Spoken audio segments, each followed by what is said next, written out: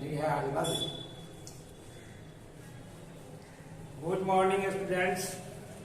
आज हम लोग 8 क्लास के एसएसटी यानी ज्योग्राफी जो चल रहा था संसाधन चैप्टर, उसके बाद उसके सेकेंड चैप्टर वह खत्म हो गया था। सेकेंड चैप्टर भूमि, मृदा एवं जल संसाधन के बारे में हम लोग पढ़ेंगे, यानी भूमि, मृदा और जल संसाधन। यानी फर्स्ट टॉपिक हम लोग को दिखाई देता है भूमि।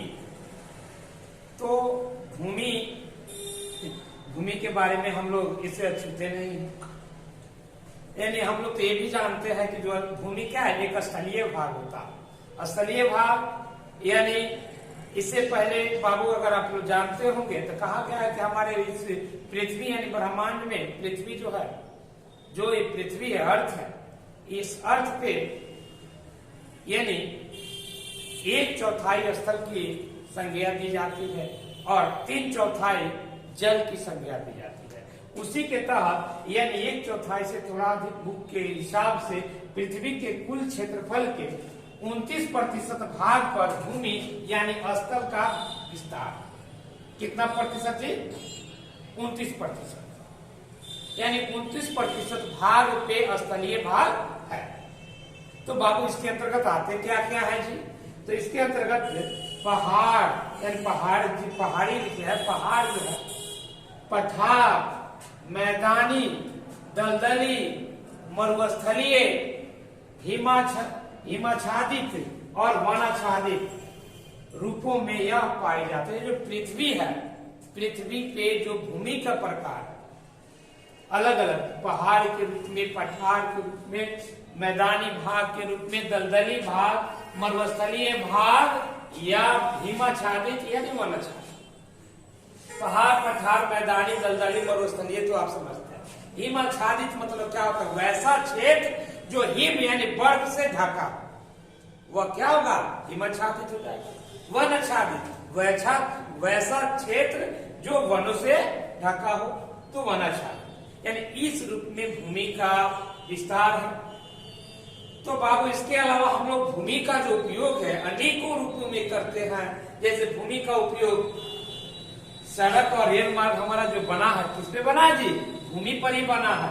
जितने भी कारखाने लगे हैं वो भी भूमि पे ही है। हवाई अड्डा या बंदरगाह जो भी बने हैं वो भी भूमि पे ही स्थित है। तालाब, नहर, कुआं जो भी स्थापित है, बने हुए हैं, वो भी भूमि पे है। यानी पेड़ पौधे जितने भी आज दिखाई देते हैं सभी भूमि के ऊपर ही स्थित, यानी स्थलीय भाग पर ही स्थित है। कृषि कार्य जितने भी होते हैं, खेती का कार्य हम लोग करते हैं, सब के सब भूमि के ही ऊपर क्रिया करते हैं। ये नहीं जो मकान बने हुए हैं, जिस स्कूल में हम लोग पढ़ते हैं, वो भी किसी पे स्थलीय भाग यानी भूमि पे स्थित है। यानी इसके अलावा बड़े बड़े गांव, बड़े बड़े शहर, गांव, कस्बे और देश का भी जो बना हुआ है वो भी भूमि के ऊपर ही बना है। यानी ऐसे कह सकते हैं गांव और शहर जो बसा है किसी स्थलीय भाग यानी भूमि के ऊपर ही है। यानी इससे क्या होगा? जितना भी क्षेत्र है हमारे जीवन की जो प्राकृतिक संसाधन की महत्वपूर्ण भाग जो है भूमि यानी स्थलीय भाग से जुड़ा हुआ है। यानी इसके अलावा हम लोग अगर जीवन की कल्पना करें तो जीवन की कल्पना करना गलत है।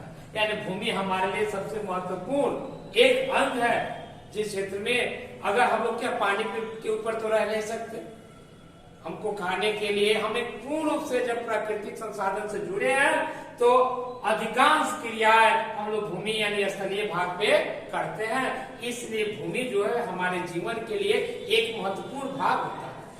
तो आज बाबू हम लोग भूमि के क्षेत्र के विस्तार और भूमि किस रूप में क्षेत्रों में बटा हुआ है और भूमि का उपयोग हम लोग किस किस रूपों में करते हैं, इसके बारे में आज हम लोग जानेंगे। जैसे सड़क, रेल मार्ग, कारखाने, हवाई अड्डा एवं बंदरगाह, तालाब, नहर, कुआं, पेड़ पौधे, कृषि कार्य, मकान और गांव एवं शहर का निर्माण, इस सभी भूमि के ऊपर ही होता है।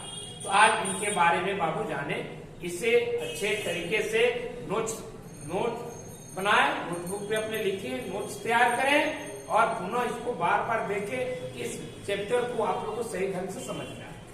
और आप लोग होमवर्क करें तो उसे कमेंट में ही लिख दे सर आज हम लोग होमवर्क कर चुके हैं। और दूसरा बेल आइकन जो बटन है उसको क्लिक करें और पुनः आप लोग अगर सब्सक्राइब नहीं किए हैं तो इस हमारे चैनल को सब्सक्राइब करें और लाइक भी करें। बेल आइकन बटन टिपने से यही होगा, दाबने से ये होगा कि जो भी वीडियो हम प्रोवाइड आपको कराते हैं वो समय आपके पास पहुंच जाएगा। तो बाबू आप लोग इस वीडियो को अच्छे से पढ़ें। आज के लिए बाबू इतना ही, धन्यवाद।